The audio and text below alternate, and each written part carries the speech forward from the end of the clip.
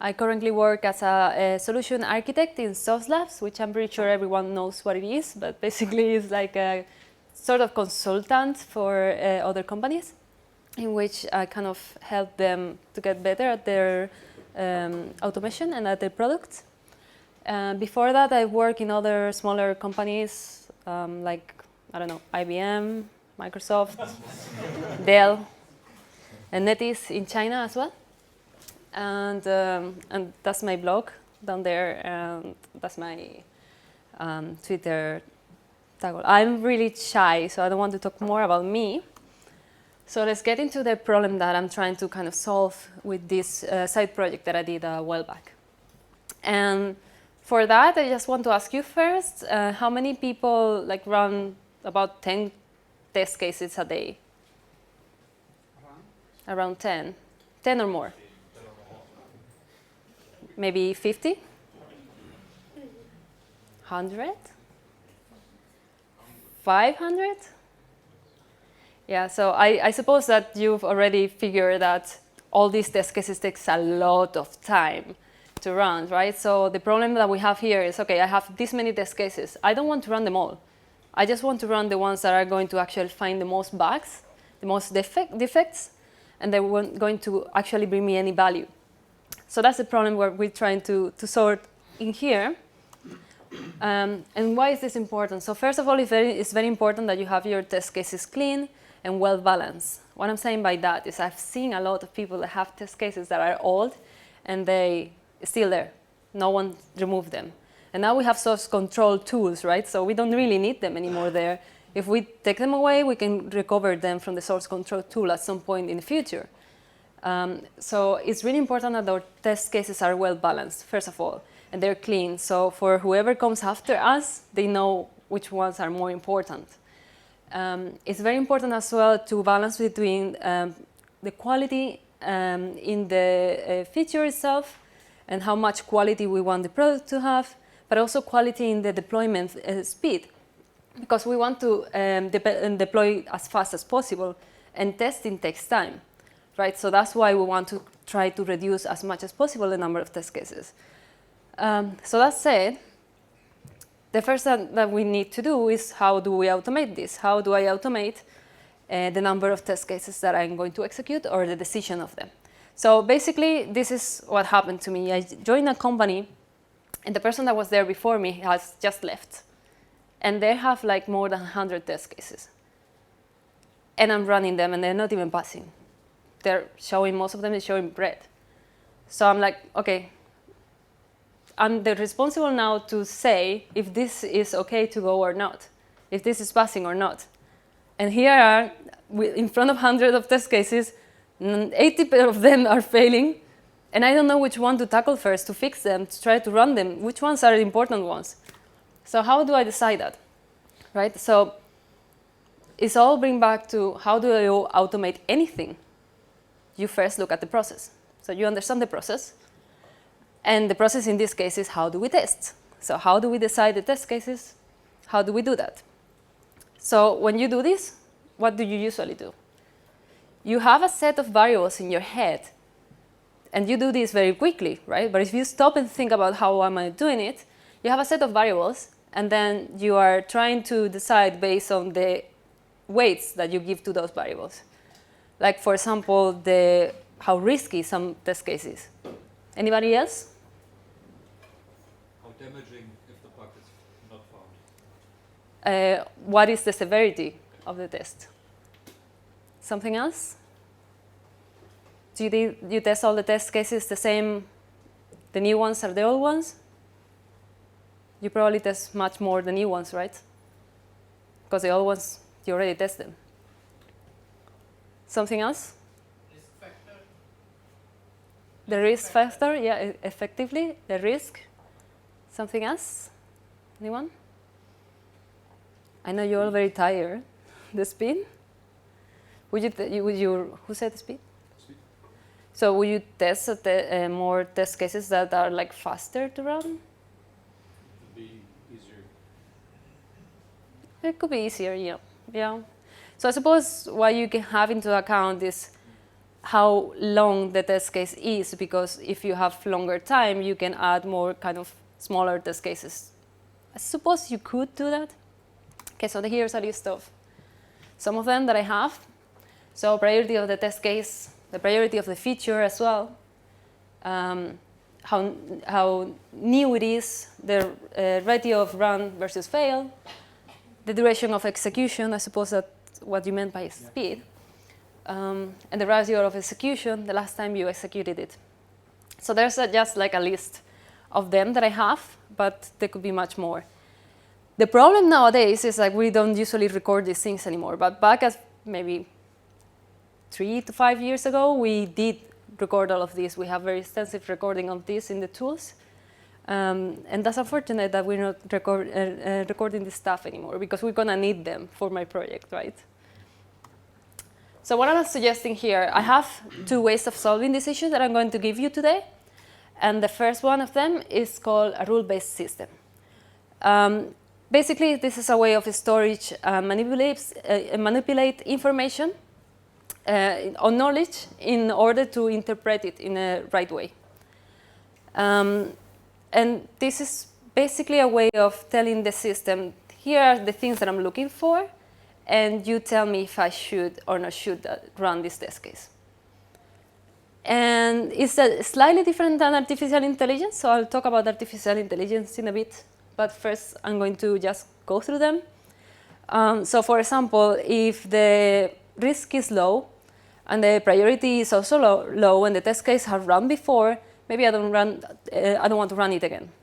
So this is a sort of rules that we're going to tell the system. And it's kind of related to logic programming. And if everyone knows how that is, that's kind of what this is. So first of all, how do I tell the computer what is medium, what is low, and what is high? So when I say high priority, it doesn't mean the same as maybe if you say high priority, because everyone has a different definition for the terms high, the term medium and the term low. And that is called fuzzy, because it's not clear, right? And the way of representing this is usually through some kind of graph. And in this case, I'm using a trapezoidal graph. It's just an example.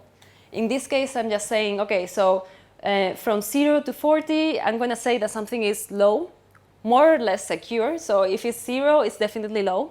If it's 40, it could be low, or it could be medium. That would be this area here. And I do the same for the other variables. And then I create this graph, and I represent this with numbers. Computers love numbers, so I can translate these numbers to computer after. And I'm going to do the same for other features, like something is new. Anything that is a yes or no, I'm going to represent this with this other graph. In this case, the yes and the no are not overlapping. Something is either yes or not.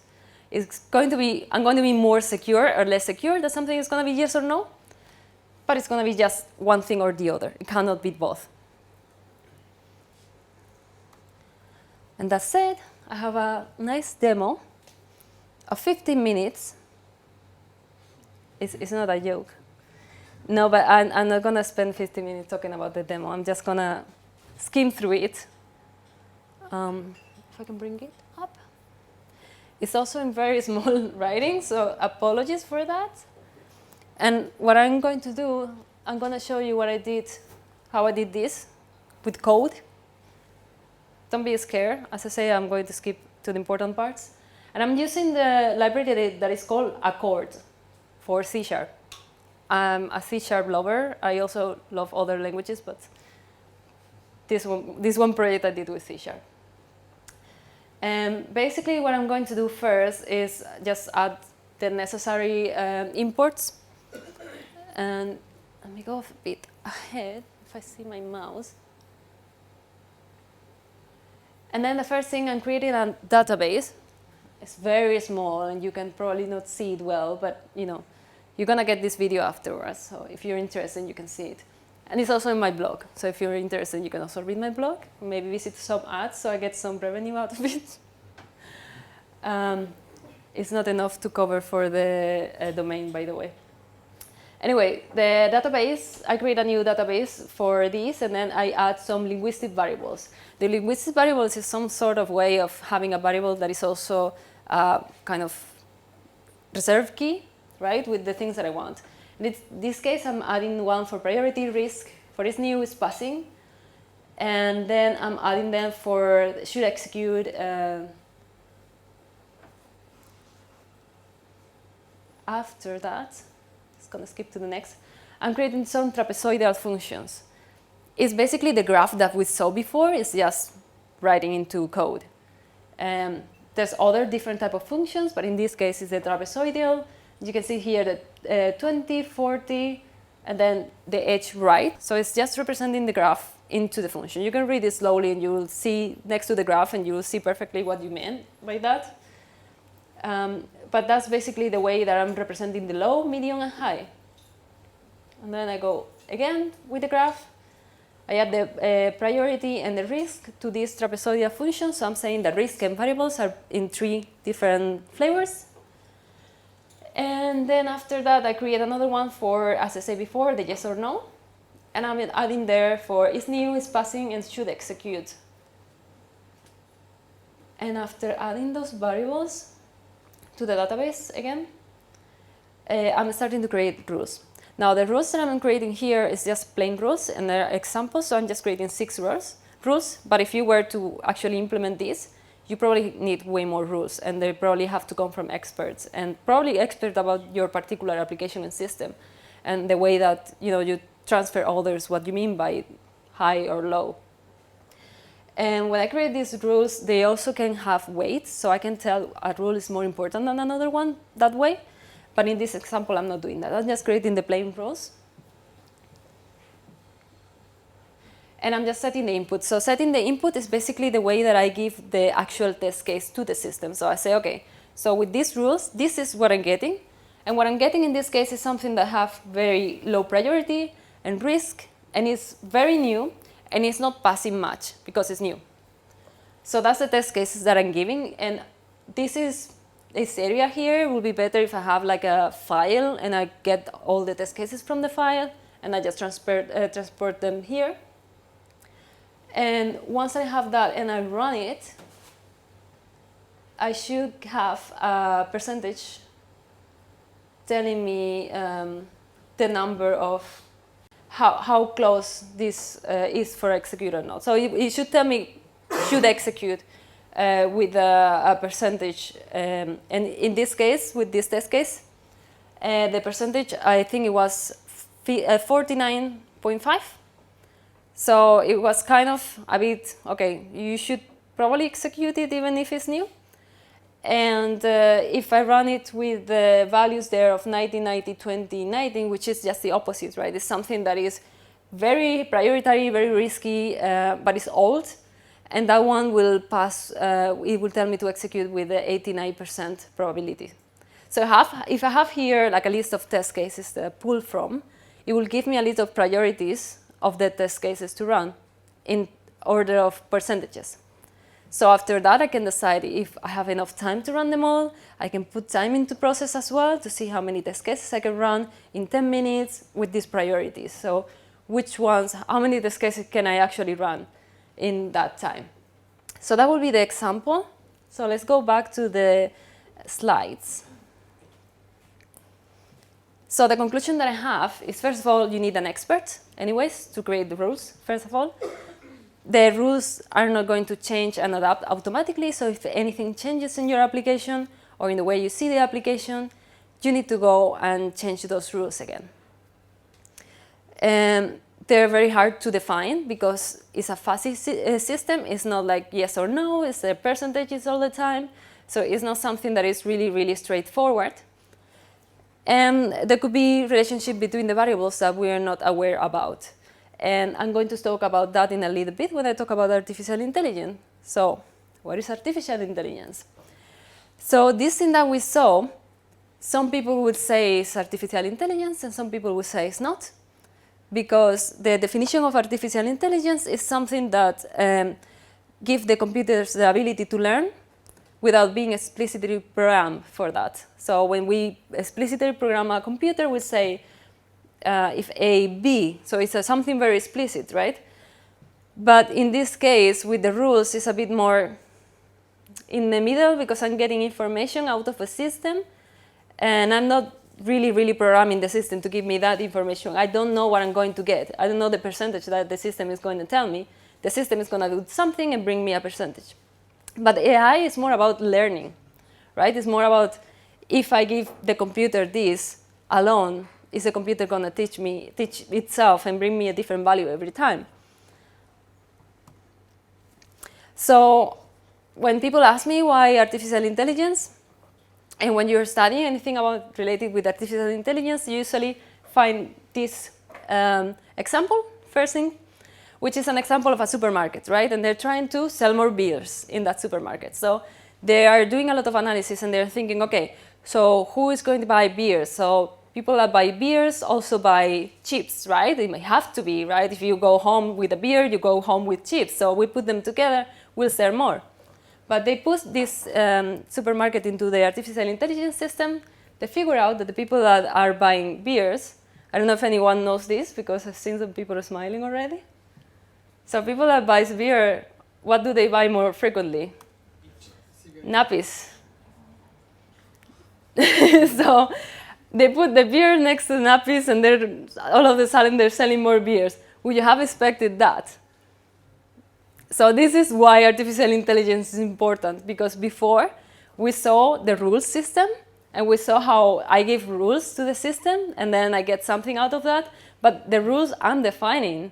So what about something like, in our case, what about something that is very new? Maybe I don't need to test it that much because maybe the developer already has tested so much because it's new, right? And maybe something that is old is the one that is going to cause me problems. I don't know.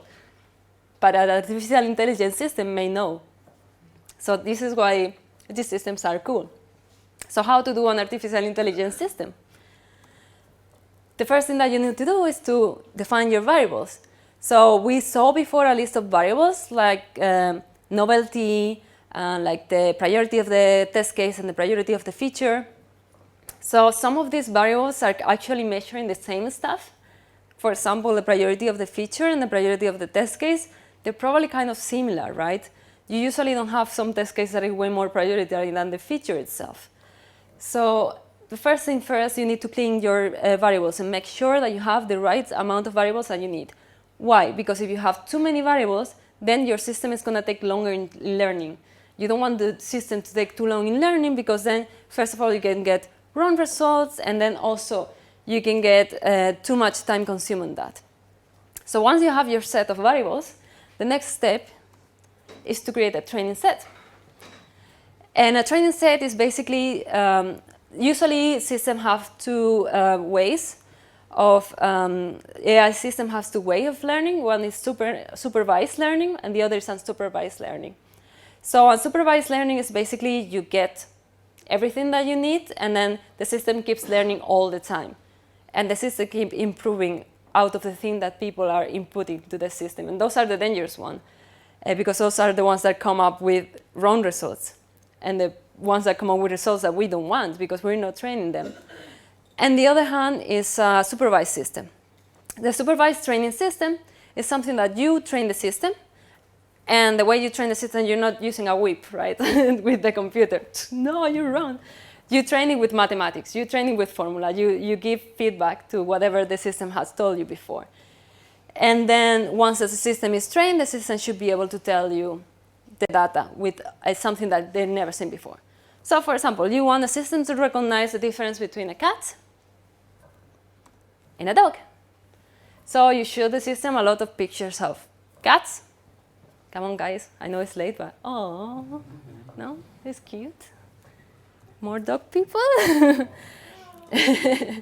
So yeah, so you show picture of the cat and the dog, and then at some point, when the system has trained enough, and you can see that with different graph and tools, you show this to the computer, and the computer will tell you that's a cat. And then you show this, and the computer will say, oh, that's a cat too. No. And the computer will say here, oh, that's a dog and a cat. And maybe the computer doesn't know this one. There's an actual urban legend that says that when people first found the Chihuahuas, they thought that they were rats. It's not true. There's another urban legend that said that they actually make some tests in their blood and they come from rodents. It's also not true, but if people can actually believe this, obviously a computer can too. So that is why it's super important that you teach the computer with the right amount of data. And if you're showing images, in this case, the images are right. So if I'm only showing images of a white Persian cat, if I show a black street cat, they will know that that's a cat. Or if I show, I don't know, a Siamese, they also will know that that's a cat, because I only show the Persian and white cat. So that's why it's very important that you train your system properly. So when you're doing some sort of testing in AI application, it's important that you test with all potential things. But for our system, so the one that we want to implement is actually something to do with testing. We don't need to show images. It's more about test cases, failures, and passing rates. And again, we need, as I said before, the right variables. So we need to get these variables. The issue that why we don't have this system already in place is because people don't keep these variables anymore. They don't keep priority track anymore and that kind of things, which make deployment faster, but that makes that, we're losing data and we don't have enough data, we cannot create the system.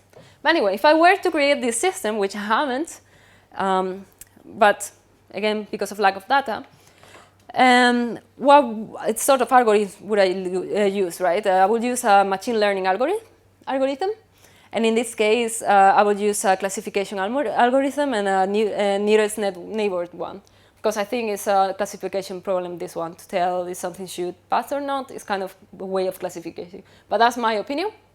Maybe if you ever implement it, you decided to go for a different algorithm. There's many of them. And again, it will be nice to track the results of the test cases as well as another variable. So, okay, so you may be thinking, okay, that's great, and the cats were cute, but that's way too hard. So what can I do? If I have this issue that you said before, I want to take out something from this dog, right? And I'm not going to implement the machine learning. It's too hard, and it's also not very accurate, and it could change from application to application, so why would I do that? So another ways of doing this, one is the parallelization. So run tests in parallels to run more tests in less time, which, by the way, Sauce Labs can help you with that. And the another thing that you can do is just test the last features and do one end-to-end, maybe every so often, but not so quickly as for every deployment. You can also use low load hours, which means like you test at 3 a.m. Don't do this, it's really painful for everyone involved.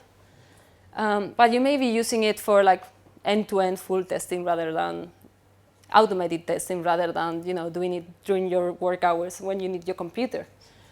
You can use the rule system that I showed before if you dare to implement it. Everything is in details in my blog, and I will give you the videos as well. So you could do that if you want. It's just a matter of putting a lot of rules and deciding the right graph for your variables, but you could do that. And you can decide manually, which is also very painful. And another thing, of course, if you ever leave a company, please document perfectly well the test cases, what they do and how they do that, and leave your test cases passing if possible, because it's very, very painful for the person that comes after you. So the conclusions on the machine learning system, this is good if you have a big set of test cases with results and all the data, because it could really help you decide, and it can give you insights that you may not think of originally. And it is important to know the previous behaviors. So the learning process has to happen once that you have some data there. So you cannot just come and create a test, an artificial intelligence system out of nowhere. You need to have some data to train it first, which means you need some results and some test cases. And then if the learning is taking too long, maybe that takes longer than your actual deployment. So if you need to learn and teach the system every frequently, because you need to update every time that there's different results, you need to test it again, that could be really tiresome. And then the result may be related to build version, so maybe you have to change it again. So it could be really difficult to do. And maybe we need to add some randomness element to it as well every so often to ensure that it's still working. But the benefit will be that the machine will come up with different things that we may have thought of. So that's it. I know you're all tired, so I try to keep it short, but I can go ahead and explain more of anything if you want. So if you have any questions. How many algorithms did you try out before you found the right one? So for the system that I implemented, the rule-based system, I didn't really use any algorithm. It's just the rule-based system itself. And because I didn't really use any data that I had, I did like a theoretical way. I didn't really have even the functions, the trapezoidal function. It's just like something that I say, okay, this could be a good example, but it's nothing that I really kind of saw in the data or saw in the numbers, which is where the function should come from. For the machine learning, there's one that I've decided. I studied machine learning in the university. I also did a couple of side projects after, and I work a little bit with that in my previous companies before. So I do have some idea of which sort of system to pick, and that's what I was suggesting to get the classification one. If that wasn't working for you for some reason, you can obviously try different ones. But I think it's important for you to first understand what each of them do rather than implement them, because it's really painful to implement it and then train it and then figure out that it's not working for you. So I hope that helps. I tested. First of all, why do you have so many broken test cases? And don't you think it would be better to take your time to fix those test cases instead of working on a system that actually looks at all those broken test cases and pick the most important of the broken ones? So why not just focus on improving your actually test automation? Right, so that's a good question. So why do I have a list of broken test cases? Do you have a couple of hours for me to explain it? So as I said before, someone that was there left. And they left all these test cases broken. Why? Because the UI was changing a lot. This is something that I realized obviously after working there for a while, not when I just arrived. Basically, someone had the great idea that having a sort of shared document to get the localization from was great for people that are asking all the time to the developers to change the localizations, which I suppose that's a good idea. Now, having the IDs in that document mean that people thought that IDs are also something that they need to translate. Yeah. Yeah, that's the story behind it. So that's why also these test cases were broken all the time. And yeah, it's funny as well the way that it fixed. That your software will fix the problems that this company obviously has. No, of course not. No, it's not. It wouldn't fix that problem. It's just what I was looking for is a way of, if this ever happens again, do I have a quick way of tackling which test cases to first fix and figure out what to fix, right? So that was my issue. I didn't know where to start. I had so many test cases broken that I was like, okay, so which one do I look first? I don't know why they were broken. Then I realized why. Thank you. All right, any other questions? Then I think thank you. Thank you for your time. Thank you.